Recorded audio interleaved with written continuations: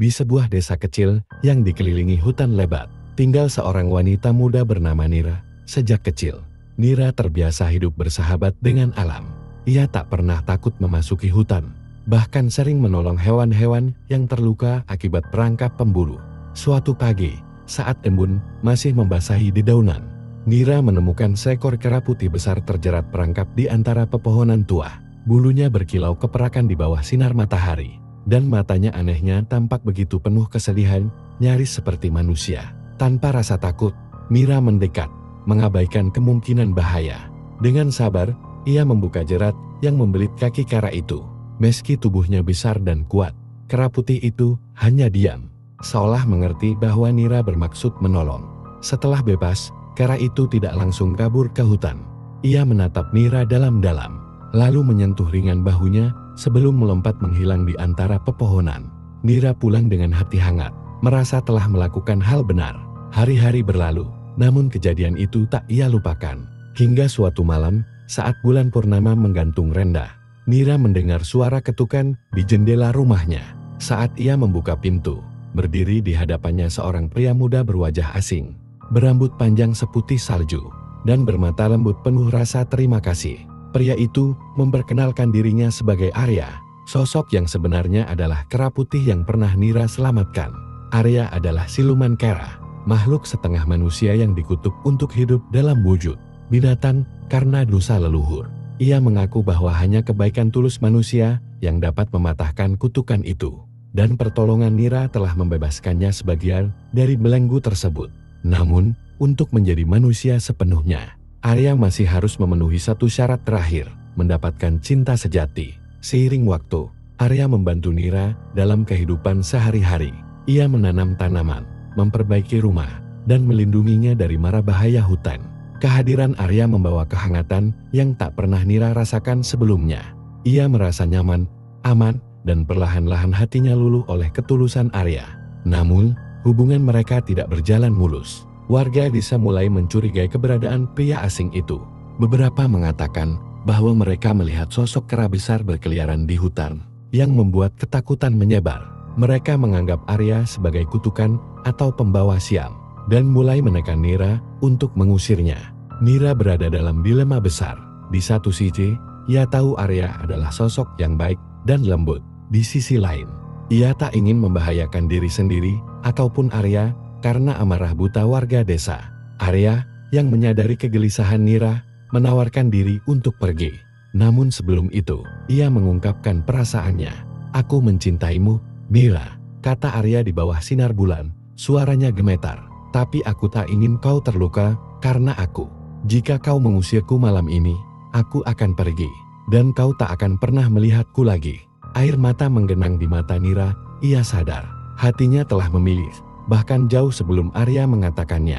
Nira menggapai tangan Arya dan menggenggamnya erat. "Aku tidak peduli pada apa yang mereka katakan," bisiknya. "Aku hanya peduli padamu." Saat kata-kata itu terucap, sinar lembut meliputi tubuh Arya. Ia bergetar hebat, lalu perlahan, bulu putih di tubuhnya menghilang. Wajahnya berubah sepenuhnya menjadi manusia biasa, namun tetap memancarkan keanggunan misterius dari sosok lamanya. Kutukan itu pecah, dan Arya menjadi manusia seutuhnya berkat cinta Nira. Namun, kisah mereka belum usai. Saat fajar menjelang, terdengar suara gaduh dari arah desa. Warga yang marah membawa obor dan senjata, bersumpah akan mengusir makhluk jahat itu dari desa mereka.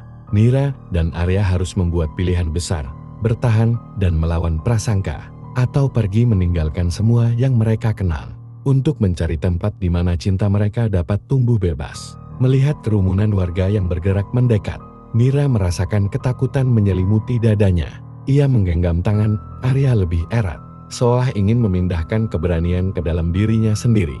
"Kita harus pergi," bisik Arya dengan lembut, matanya penuh kekhawatiran. Namun Nira menggeleng, hatinya bergejolak antara takut dan marah. "Aku tidak akan lari dari rumahku," katanya, suaranya bergetar. "Mereka harus tahu siapa kau sebenarnya." Langkah-langkah warga terdengar semakin dekat.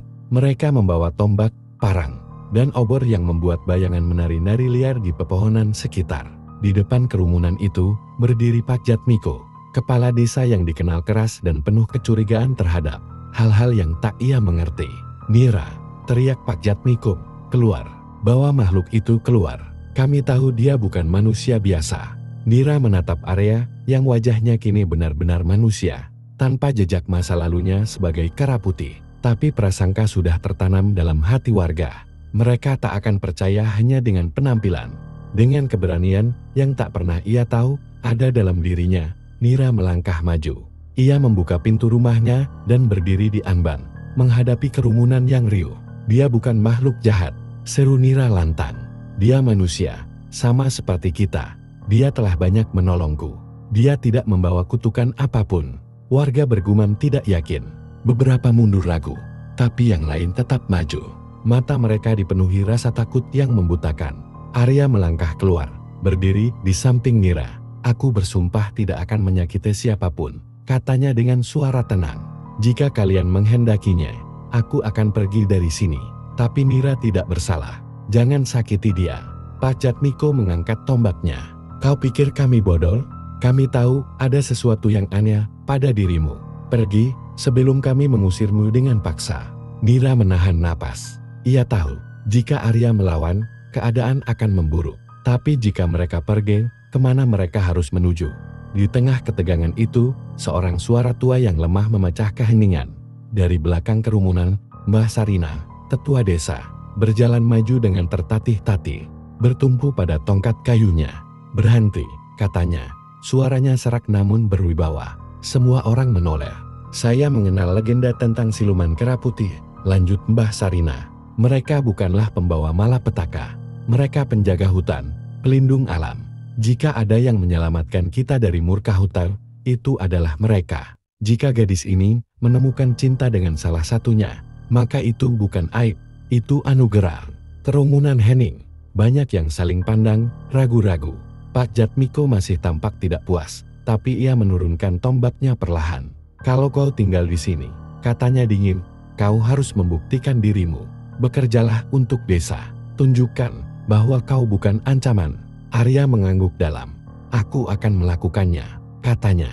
Malam itu, di bawah tatapan waspada warga, Nira dan Arya berjanji untuk tidak hanya membuktikan cinta mereka, tetapi juga membuktikan bahwa kebaikan lebih kuat dari ketakutan.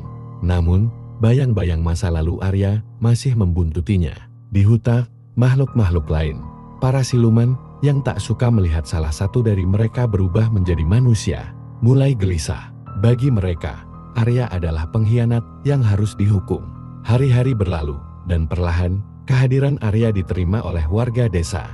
Ia bekerja keras membantu membangun lumbung, memperbaiki saluran air, bahkan melindungi ladang dari gangguan binatang liar. Sosoknya yang sederhana dan kejujurannya membuat banyak hati yang tadinya keras mulai melunak. Namun, seperti bayangan yang mengikuti cahaya, ancaman tetap mengintai. Pada suatu malam gelap tanpa bintang, makhluk-makhluk siluman lain datang. Mereka tidak menerima perubahan Arya menjadi manusia. Bagi mereka, itu adalah bentuk pengkhianatan terhadap hukum alam.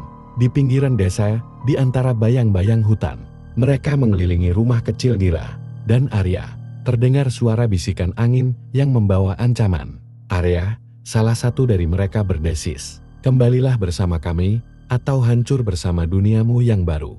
Arya berdiri tegak di depan pintu rumahnya, Nira di belakangnya. Ia tahu, saat itu adalah ujian terakhir. Ia bisa kembali ke masa lalunya, menjadi bagian dari dunia siluman lagi, atau bertahan sebagai manusia, mempertahankan cinta yang telah menyelamatkannya. "Aku memilih tetap di sini," jawab Arya lantang. "Aku memilih manusia, aku memilih Nira." Siluman-siluman itu meraung marah dan tanpa peringatan menyerang. Tapi sebelum mereka bisa menyentuh Arya, sebuah cahaya putih meledak dari tubuhnya. Cahaya itu menyebar, memukul mundur para makhluk gelap itu ke dalam bayang-bayang, memaksa mereka kembali ke hutan tempat asal mereka. Ketika cahaya itu mereda, Arya ambruk ke tanah. Lama, Nira berlari menghampirinya, air mata mengalir di pipinya. "Arya," panggilnya dengan panik. Namun, perlahan, Arya membuka mata dan tersenyum. Ia masih hidup. Lebih dari itu, kini ia adalah manusia sepenuhnya, tanpa sisa kutukan. Warga desa yang mendengar keributan berlari keluar rumah, membawa obor. Mereka melihat bekas-bekas pertempuran aneh itu, tanah yang tergores, hawa panas di udara, dan siluet makhluk-makhluk yang lari ke dalam hutan. Mereka menyadari bahwa Arya telah melindungi mereka. Sekali lagi, sejak malam itu, Arya dan Nira tidak hanya diterima sepenuhnya, tetapi dihormati sebagai pahlawan desa. Mereka menikah dalam sebuah upacara sederhana di bawah pohon tua tempat pertama kali Nira menemukan Arya terperangkap. Waktu berlalu, dan kisah mereka menjadi legenda di desa itu. Orang-orang berkata, jika kau masuk ke hutan saat malam purnama, kadang-kadang kau bisa melihat kilau putih dari bulu kera yang menari di antara pepohonan, lambang cinta yang melampaui wujud dan dunia. Dan Nira serta Arya, mereka hidup bersama dalam kebahagiaan, selamanya menjaga satu sama lain, membuktikan bahwa cinta sejati tidak mengenal bentuk, asam, atau batasan.